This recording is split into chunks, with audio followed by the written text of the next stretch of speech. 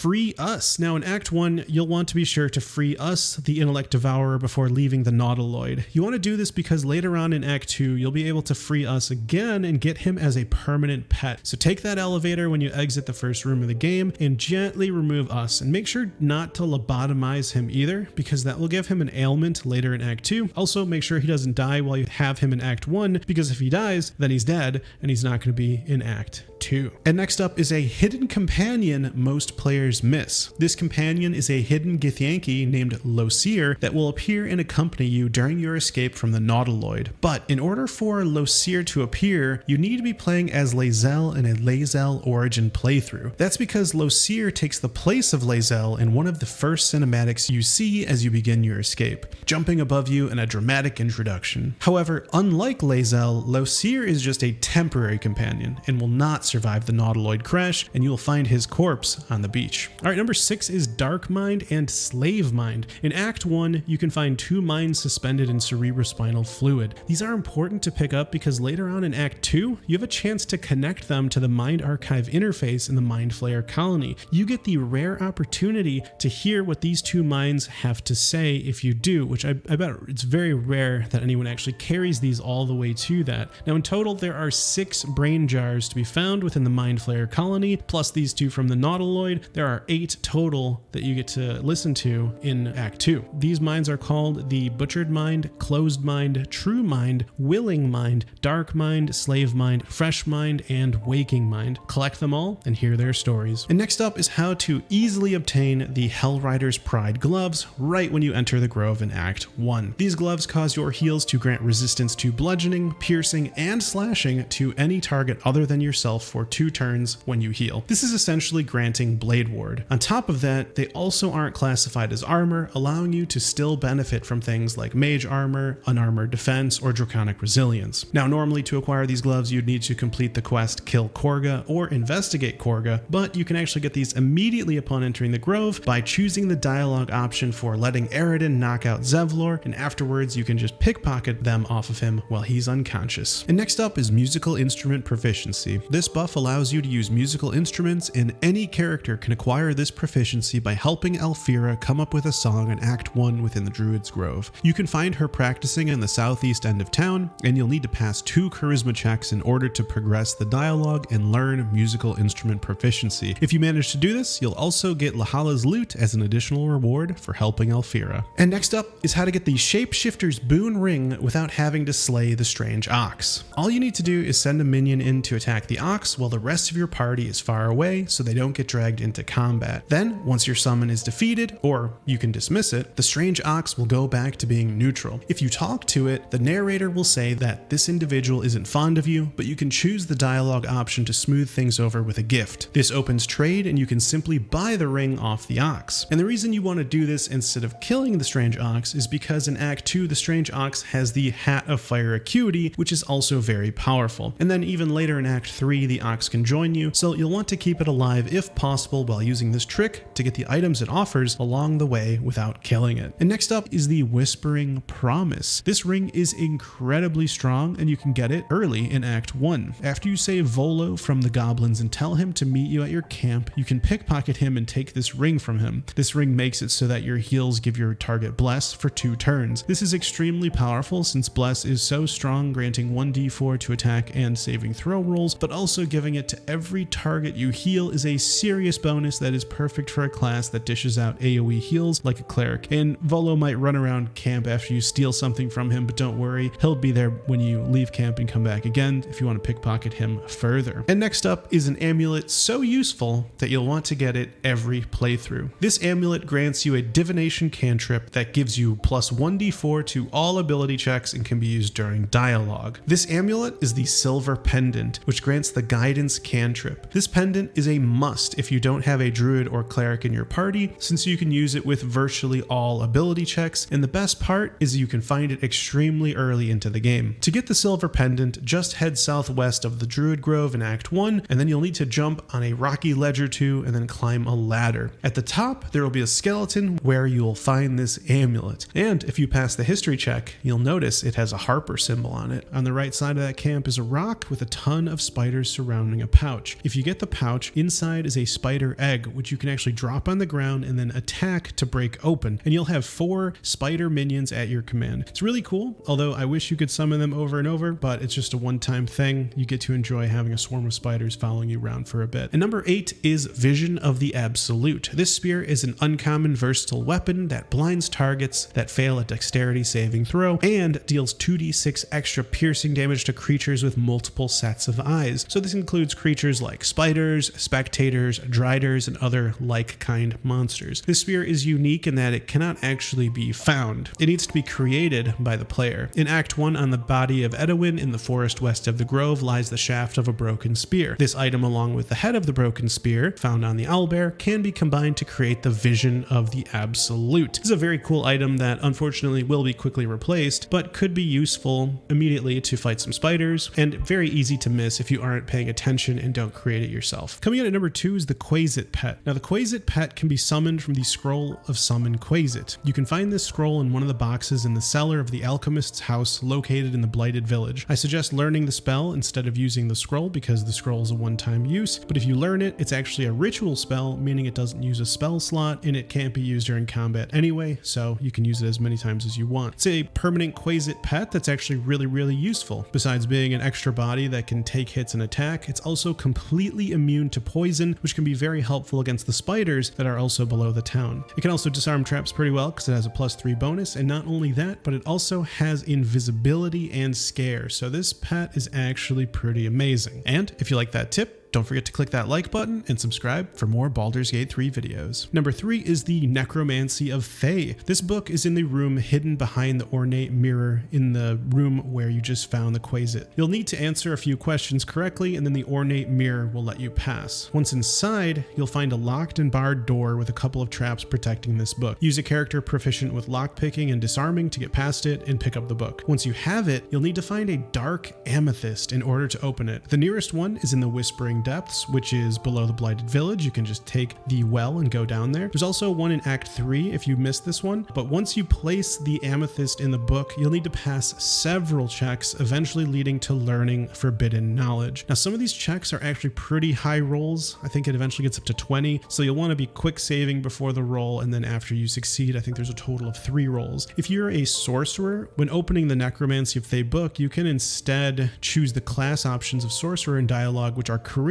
based rather than wisdom. It's going to be much easier as a sorcerer. At the end of these rolls, you're going to walk away with the spell Speak with Dead learned, but there is actually more to the book, however, but not until Act 3. But the reason you'll want to do this now, though, is so that you have the book, because you can't go back, and then eventually, by having this book, you'll learn how to summon an army of ghouls with it from the spell Dance Macabre in Act 3. So definitely pick this up if you're interested in having that spell later. All right, number 6 is Summon Ogre Horde. This was so cool when I stumbled upon this. So in the Blighted Village, there are 3 ogres camped around a dead tiefling. If you engage in conversation and choose the right dialogue options, you can get these 3 ogres to fight for you for free. You're gonna have to roll a 20, but you can convince them that their reward for fighting for you is going to be them being able to eat the enemies that you slay. So they're going to agree, and they're going to give you an item called Lump's Horn, and all you gotta do is, like, when you're in combat, just blow the horn, and these 3 massive ogres are going to come help you and fight your enemies.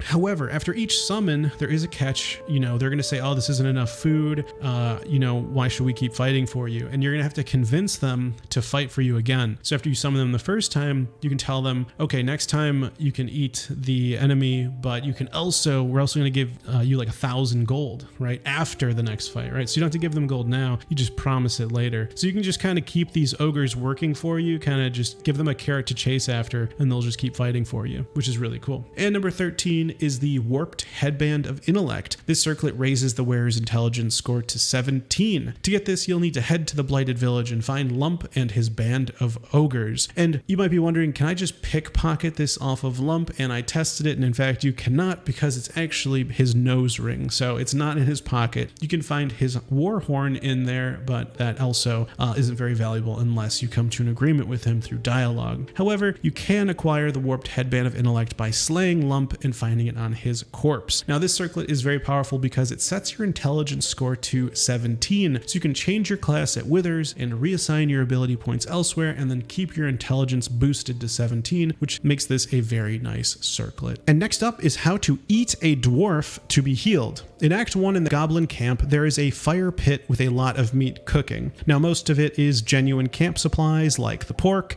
but there is also roasted dwarf ribs, roasted dwarf legs, and roasted dwarf belly. On any of your companions, this will just be a regular item, nothing usable. But on a Dark Urge playthrough, all of these dwarf parts can actually be consumed for 4d4 healing. Your Dark Urge will even comment how delicious it smells. And you even get inspiration by eating these, so it's definitely worth picking up. And if all that wasn't good enough, it also doesn't cost an action or bonus action to eat this meat, meaning you can get a ton of healing in a single turn if you decide to eat all 4, especially if you're wearing an item like the Periapt of Wound Closure, which allows you to always heal for the maximum amount, which means 16 4 times, which is quite a lot of health. Number 2 is the Brand of the Absolute. This is a permanent bonus that unlocks extra powers from certain items. These powers range from reducing all spell damage from spells by 1 from the Absolute's Protector, advantage on death saving throws from the Absolute's Talisman, a +1 bonus to saving throws from the Absolute's Warboard, +1 thunder damage with thunder damage spells and attacks with the Ring of the Absolute Force, and even inflicting Bane on melee hit from Gloves of Power. You can get the Brand of the Absolute from Priestess Gut in the Goblin encampment. And if you like that tip, don't forget to click that like button and subscribe for more Baldur's Gate 3 content. And next up is a secret book that can provide you with an awesome advantage. If you read the book on receiving her grace, found on a table near Abdurak within the Shattered Sanctum, it will unlock a hidden dialogue option with Abdurak, allowing you to choose which weapon he will use on you. Options include a mace, knife, or axe. And this is important because it will change the damage type inflicted to bludgeoning, piercing, or slashing, respectively. So you can use this to your advantage by selecting the axe option and then casting Blade Ward before standing near the wall, or equipping the Amulet of the Unworthy, which is dropped by Minotaur on the Underdark to gain slashing resistance. Also, remember that Blade Ward can only be self-cast, so you might want to go with the Amulet if you don't have that cantrip. This will minimize the damage you take as you obtain Loviatar's Love, which gives you a +2 bonus to attack rolls and saving throws every time your health drops below 30%. This is a pretty sweet buff considering when you're close to death, you could use a little help. Also, a really cool trick with this is that if you take off your armor for this torture, this is actually going to add modifiers to your rolls, making the rolls easier to succeed. So definitely recommend doing that. Now, Loviatar's Love is not entirely permanent though. If you ever die and are revived, it's going to be gone, which seems to be the case for a lot of these otherwise permanent buffs, such as BOOOAL's Benediction. And number 14 is the Ring of Poison Resistance. This rare ring grants, you guessed it, resistance to poison damage. That means that every source of damage that deals poison is halved, which can be very helpful in certain situations, like when up against Cloudkill. This handy ring can be found in a sarcophagus in front of the prison room in the Goblin camp in Act 1. And finally, number 15 is Worgfang. This weapon is very situational, but helpful immediately. The Worgfang grants Goblin's Undoing, which gives goblins disadvantage on attack rolls against the wielder. This can be very useful if you have a frontline character designed to tank as much damage as possible, or really any melee character who's about to go up against some goblins. It's tucked away in the prison cell in the Shattered Sanctum, which contained the 2 wargs, and it's located on a skeleton. And what's really cool is the flavor text on this dagger reads, "No goblin shall strike you down," is etched into this dagger's handle. When goblin assailants realized that they couldn't kill the dagger's original owner, they gave him to the wargs, who made short work of him. And next up is an amazing ring that revives you with half your health after you become downed. This is probably the best way to keep a character alive, since most other heal upon becoming downed effects usually just heal for 1 health. Going straight to half health is amazing. This ring is called After Death Do Us Part, and the restoration from downed should come with a drawback, becoming possessed by the shadows, but currently as of patch 6, the effect fades immediately and you're left without any drawbacks. This may change in the future, but for now, it's amazing. amazing. Getting this ring is no small feat, however. You'll need to save Oskar Fevras from the Zhentarim outpost in Act 1, and then later in Act 3 enter Lady Janeth's now haunted estate. It's filled with poltergeists and haunted skulls that make maneuvering very difficult. You can silence them, which stops them from using their spells on you, and you'll eventually find a painting on the top floor, along with a note from Mystic Carrion, which leads you down a quest chain involving discovering Oskar's past lover is haunting the estate, thanks to a deal Oskar made with Mystic Carrion. Once you come to an agreement with Mystic Carrion and return to the estate, you are faced with a decision. Do you let the poltergeist consume Oskar, destroy the poltergeist, or convince it to rest in peace? Now, 2 of the 3 outcomes result in you getting the ring. Either destroy the poltergeist or let it consume Oskar. So unfortunately, the happy ending is sort of not going to result in getting this ring. Letting the ghost explain itself and leave peacefully results in getting the painting you were promised in Act 1, but you don't get the ring. And I'd say it's a very powerful ring, so I'd recommend getting it, especially if you're almost finished with your honor run. It could potentially save you later on. And next up is a hidden interaction with Demon Spirit Madness. In Act 1, within the Zhentarim basement, there's a pair of rare gloves called the Abyss Beckoners. These gloves grant you a large area which causes your summoned minions to gain resistance to all types of damage other than psychic. However, as a cost, at the start of each summoned minion's turn, they must succeed a wisdom saving throw or be driven mad, which causes them to attack the nearest creature. However, there are 2 minions that are completely immune to Demon Spirit Madness and will not be driven mad even if they fail the saving throw. Those 2 minions are the Dance Macabre Ghouls and the Animate Dead Flying Ghoul. This is quite the hidden interaction, considering there's nothing that explains why they are immune, and it can be very helpful to increase their survivability with these gloves. And next up is Phalar Aluve. This incredible sword can cast 2 melodies, Sing or Shriek. Sing causes all allies within 6 meters to have a 1d4 bonus to attack rolls and charisma, wisdom, and intelligence saving throws. And while this is strong, it doesn't compare to the awesome power of Shriek. Shriek causes all enemies within 6 meters to have a 1d4 penalty to charisma, wisdom, and intelligence saving throws, and receive an extra 1d4 thunder damage. This 1d4 thunder damage is added to each source of damage, meaning builds that release a flurry of attacks like Magic Missile, Scorching Ray,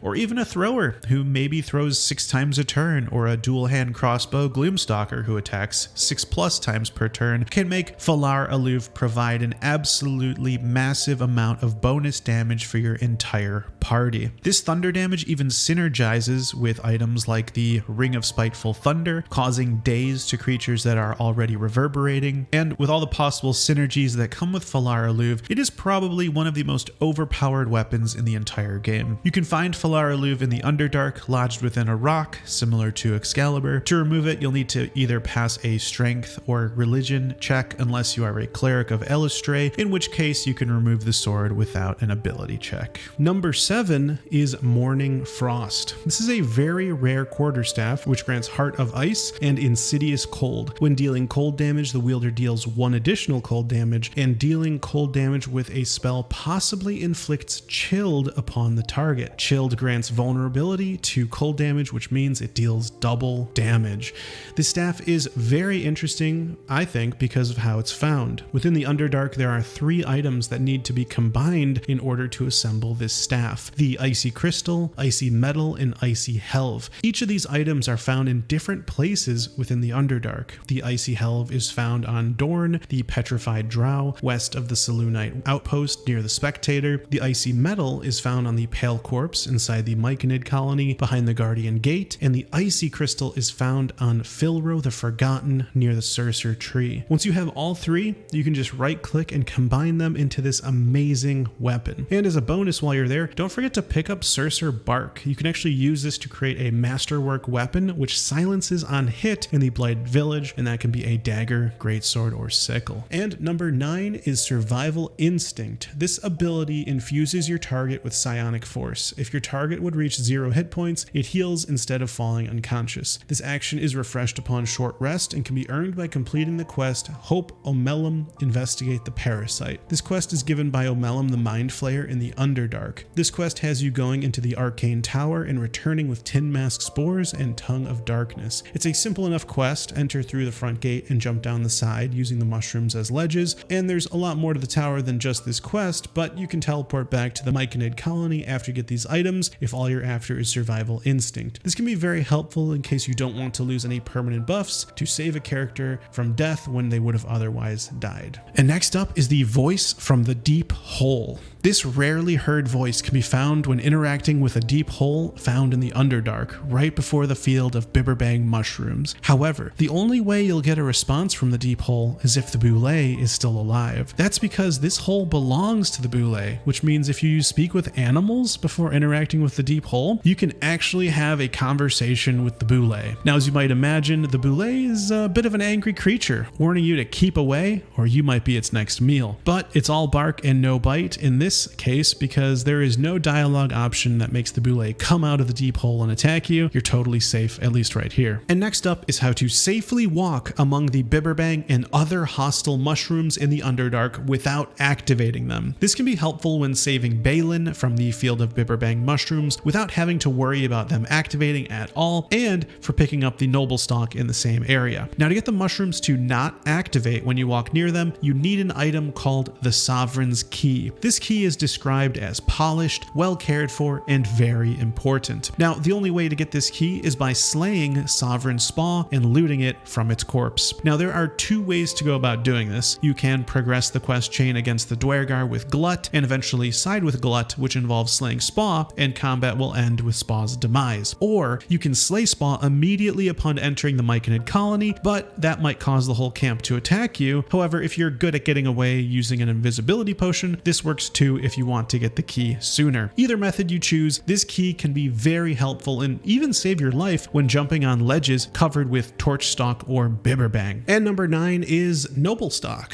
This item is hidden in the Underdark in the Bibberbang Grotto, north of the Dread Hollow. If you detonate the Bibberbang, this item gets destroyed along with it. Now, this item is much more valuable than you might think. It allows players to restore one of Shadowheart's memories, restore one of the memories of a Dark Urge character, or it can even be given to Dareth, and she will have 3 Noblestalk for sale when you reach Baldur's Gate in her shop, Bone Cloak's Apothecary in the lower city. So there's actually multiple interesting use cases for it, but you might not think much of the item when you first encounter it. And next up is how to get BOOOAL's Benediction for your whole party without sacrificing a companion. This condition grants advantage on all attacks against bleeding creatures, which can be extremely powerful when playing with a Tiger Heart Barbarian in your group. Also, as of patch 6, BOOOAL's Benediction persists through death and is actually a truly permanent condition now. To get this for free, you'll need to initiate conversation with one party member while your sleight of hand character is further away so they don't get pulled into the conversation. Then, once dialogue begins, you drink a potion of invisibility on your sleight of hand character and pickpocket Pool Drip the Zealous. You want the Sickle of BOOOAL. Once you've stolen it, proceed through dialogue with your original character, choosing the Arcana dialogue, and then tell BOOOAL that you have another offer. You have just one life, but can kill many in his name. It's a DC 20 persuasion check, so come prepared, but if you succeed, your whole party will get this newly permanent buff without sacrificing anyone in order to get it. Number 3 is the Pet BOOOAL. Using Sovereign Glut in the Underdark, you can reanimate the massive BOOOAL that fought you earlier using animating spores. To get Sovereign Glut to join your party, you need to talk to Sovereign Spa and accept the quest to defeat the Duergar. Talk to Glut afterwards and he'll offer to join you. Once he's on your team, you can reanimate anything in the Underdark. Having a BOOOAL as a pet is amazing. It can take care of pretty much anything you find in the Underdark, including those pesky arcane cannons. You can animate the Phase Spider Matriarch too if you use a spell like Thunderwave to push her down into the Underdark, where you can then animate the corpse. I would say that the Phase Spider Matriarch is probably the strongest monster you can reanimate with animating spores,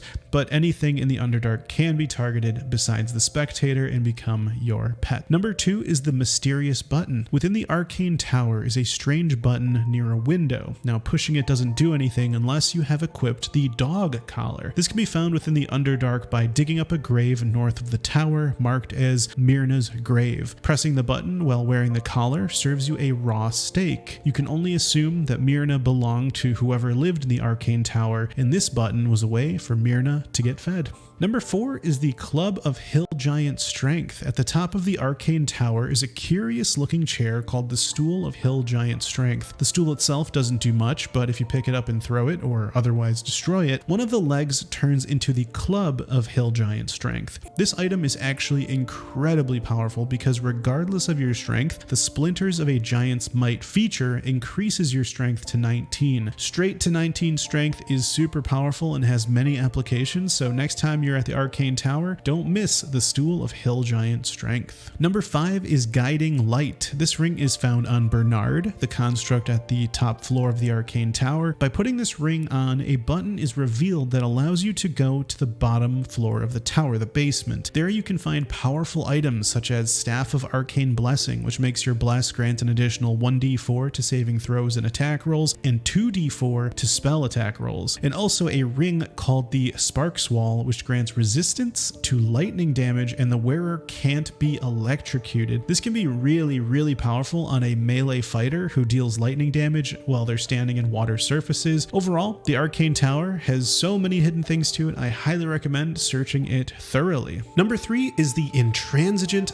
Warhammer. This uncommon Warhammer is versatile and knocks nearby foes prone after killing a hostile target or landing a critical hit. And while this Warhammer might not be the strongest in the game, it sure is easy to miss. You have to initiate a fight on the Duergar boat in the Underdark as you travel to the Grimeforge, and after winning the battle, you'll need to search the enemy's vessel for a chest where you'll find this Warhammer. Now, knocking enemies prone can enable certain builds that rely on it, so it does have its uses. And number 14 is the Fetish of Caladuran Smoothhands. This rare ring allows the wearer to cast invisibility once per long rest. To find it, you'll need to head to the Grimeforge and talk to the Duergar throwing corpses into the lake. You'll need to pass a perception and deception or sleight of hand check before you can acquire this item from them. Alternatively, you could just slay the Duergar and loot it from the corpse, and it kind of reminds me of the One Ring from The Lord of the Rings, with it making you turn invisible and all, which I think is really cool. And next up is the Infernal Alloy. Not to be confused with Infernal Iron, this seemingly useless item can be used to create the entire Flawed Helldusk set, allowing you to save your Infernal Iron for Karlach, or allowing you to skip collecting them entirely. The Infernal Alloy can be acquired from a Duergar in the Grimeforge named Stonemason Kith. He's investigating the craftsmanship of the stone and trying to decipher what happened in the past. You'll have 3 dialogue options after agreeing to help Kith try to understand the ruins. By succeeding all 3 history, investigation, and perception checks and telling him what you've discerned, he will reward you with the Infernal Alloy. Now, chances are most players are not going to succeed all 3. But don't worry, even if you fail, you can trade with him and just buy it off of him for less than 200 gold. But you might not think twice about getting the item since it doesn't seem like anything special. Then, once you have the item, go to Damon in the Last Light Inn and choose the dialogue option, I found this metal in a place called Grimeforge. What do you make of it? He'll craft a piece of Flawed Helldusk armor, and this dialogue option actually will persist, allowing you to repeat it 2 more times, granting the entire Flawed Helldusk set for just this one item. And next up is the Orthon Explosive. The Orthon Explosive causes infernal burning, which causes the affected entity to take fire damage and cannot recover hit points for 3 turns. The Orthon Explosive is the only item that can cause infernal burning and can be crafted from the devil foil masks found within the Underdark. There are 4 total devil foil masks that can be found. 1 at the dig site in the Grimeforge where the cave-in happened, 1 at the foot of a staircase behind a wall of rubble, and 2 found in a hidden room with Hellsboars and a Maragon Legionnaire, 1 on the Legionnaire and the other in the altar in that room. Now, once you have at least 1 devil foil mask, you'll need to head to Last Light Inn and speak to Damon. He mentions if you find any infernal material, he can craft something for you, and these devil foil masks are included. After you hand them over, he'll give you the Orthon Explosive, 1 for each mask you give him. And what's great about infernal burning is it cannot be removed by healing potions, wet, or even the help action. A truly hellish condition indeed. And finally, number 11 is the Sentient Amulet. In the Underdark, south of the Ancient Forge, lies a locked adamantine chest guarded by a lava elemental. Using Featherfall, you can jump directly to a chest and lockpick it. Once you loot the amulet, a cursed monk will open dialogue with you and ask you to return the amulet to his daughter. This begins a quest that completes in Act 3 when you eventually find his daughter, and this quest is most worth it if you're playing as a monk or have a monk in your party because you'll get greater key restoration Intimidation. But otherwise, it's an interesting quest just for XP, and you can also learn Tasha's Hideous Laughter depending on your dialogue choices in Act 3, or you could just keep the amulet for Shatter if you're not a monk, which is still somewhat helpful. And next up is Boots of Speed grant a bonus action called Click Heals, doubling your movement speed, and it inflicts disadvantage on opportunity attacks against you. This allows you to run around hitting everyone with Spirit Guardians while also triggering missed opportunity attacks, which will deal even more radiant damage to them. These boots are worn by Thulla in the Myconid colony, and she gives them to you as thanks for curing her of the Duergar poison in the quest Cure the Poison Gnome. If you saved the elixir of Sylvanas that Nettie gave you, that can be used to cure Thulla. Otherwise, the Duergar Antidote and antitoxin spells such as Lesser Restoration and Protection from Poison, as well as the Paladin ability Lay on Hands, will also all cure her in order to get these boots. And number 11 is the Smuggler's Ring. This well-hidden uncommon ring grants +2 to stealth and sleight of hand, which is very, very handy for pickpocketing. It's found in Act 1 on a skeleton hidden in a bush on the lower path near the river, close to the broken bridge on the Risen Road. And next up is how to unlock a hidden room by sitting down. Underneath the toll house in Act 1 on the Risen Road, there is a basement. This basement has a number of traps and items, but it also has a secret hidden room. And the door to this hidden room can only be opened by sitting in a special chair. 2 chairs, in fact. On the northwest side of the toll house basement, there are 2 stone chairs, each with a hidden pressure plate. And by having a character sit in each at the same time, only then will the door open. And inside that secret room, you can find the Gloves of Heroism. Now, these gloves grant warding hands. When you use a Channel Oath spell, you gain Heroism, making you immune to Frightened and granting 5 temporary hit points per turn. Not bad at all. Number 14 is See Invisibility. If you save Volo from the Goblin camp, and he'll come to your camp and offer to get the Mind Flayer tadpole out of your head, claiming it's just behind the orbital socket. Instead of removing the tadpole, however, he's going to remove your eye. Oopsie. Well, Volo, being the good guy he is, replaces your eye with one that can see invisibility. Pretty amazing, actually. There's no longer a need to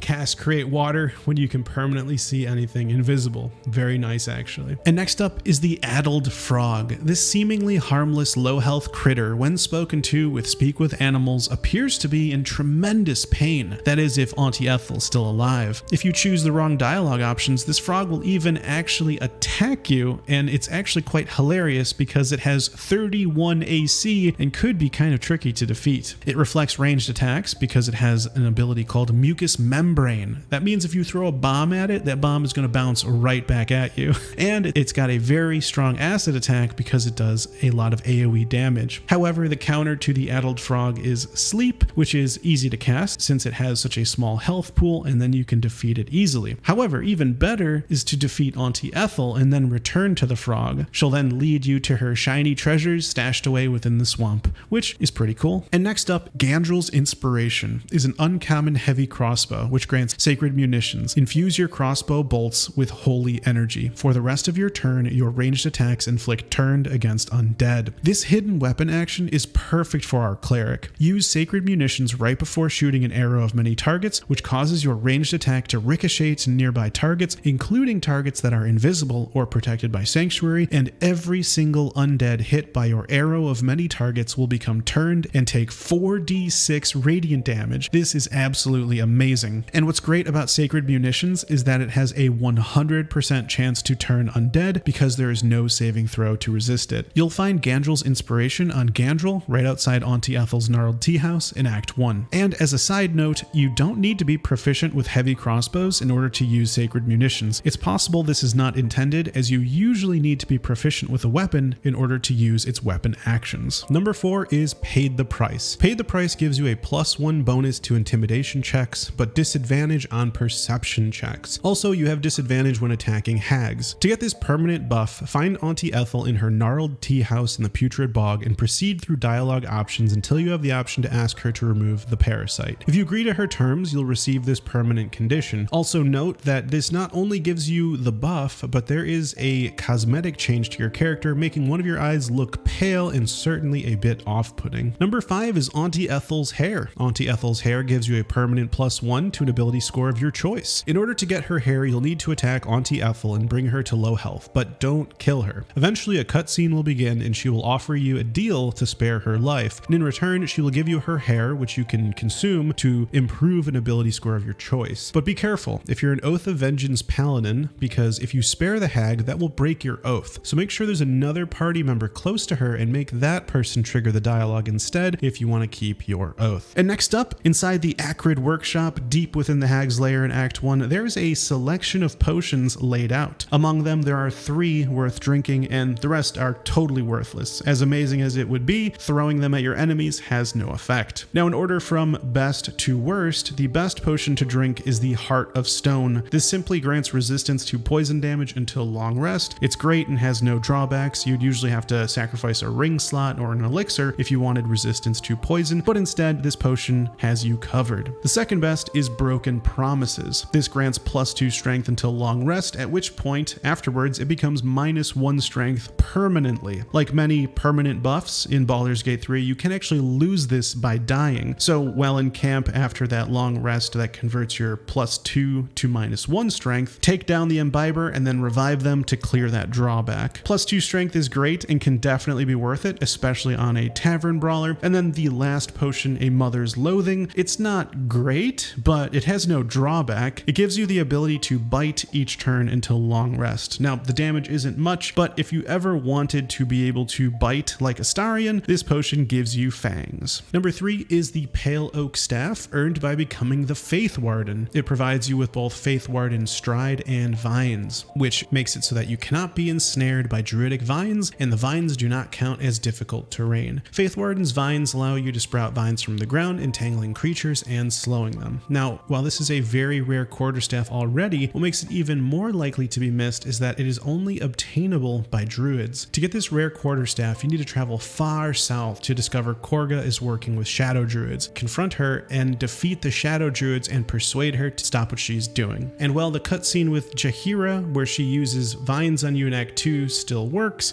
you do get new dialogue options by being a Faith Warden, which I think is pretty cool. And next up is how to earn an absolutely amazing ring without causing massive bloodshed. The Ring of Protection can be earned from Maul by stealing the idol of Sylvanas. Now, if you do this too early, this is going to cause the druids to try to slaughter all the tieflings. Instead, if you wait until after you've saved the grove and everyone is packing up to leave to steal it, you can still complete this quest without any negative consequences. However, to even be able to start this quest with Maul, you first need to earn her trust. The fastest way to do that is to save Murkon. Now, Murkon is down by the river listening to harpies, about to be lured to his death. By saving him and then speaking with Maul, you can accept the quest to steal the idol. And then, when the time comes to steal it, the easiest way is to just cast fog on top of yourself, steal the idol, and then quickly go to camp and return to the Emerald Grove environs, waypoint, and turn it into Maul. If you like the proficiency with animal handling and nature that comes with having the idol, you can also purchase or steal the idol back from Maul in Act 2 when she's at the Last Light Inn near the bar. And next up is how to guarantee stealing the Silver Sword of the Astral Plane in Act 1. This is perfect for honor mode where you only have one shot at it. To do this, you'll need to have a level 5 Beastmaster Ranger Bear Companion with Honeyed Paws and a Divination Wizard with Invisibility, Misty Step, and Portent Die. To pull this off, first send Lae'zel to camp and ungroup your party. Then move close to the Githyanki patrol with just your bear and your wizard, but stop just before the logs. Cast Invisibility on your bear and use Honeyed Paws on Kithrak Voss. If it succeeds, that's perfect. Tell Gale to run and then use Misty Step to get as far away as possible and then flee combat. Then just dismiss the bear, and the next time you reach the encounter, you can just pick up the sword. Now, if the bear misses the attack, you can use your wizard's Portent Die as a reaction to guarantee that it hits. Portent Die lets you change an attack roll or a saving throw as a reaction to the number of the Portent Die, and it will only appear as a reaction if the bear misses its Honeyed Paws attack. Having a Portent Die of at least 17 will guarantee success. If your wizard didn't get a Portent Die of at least 17, you can just long rest over and over until you get that number.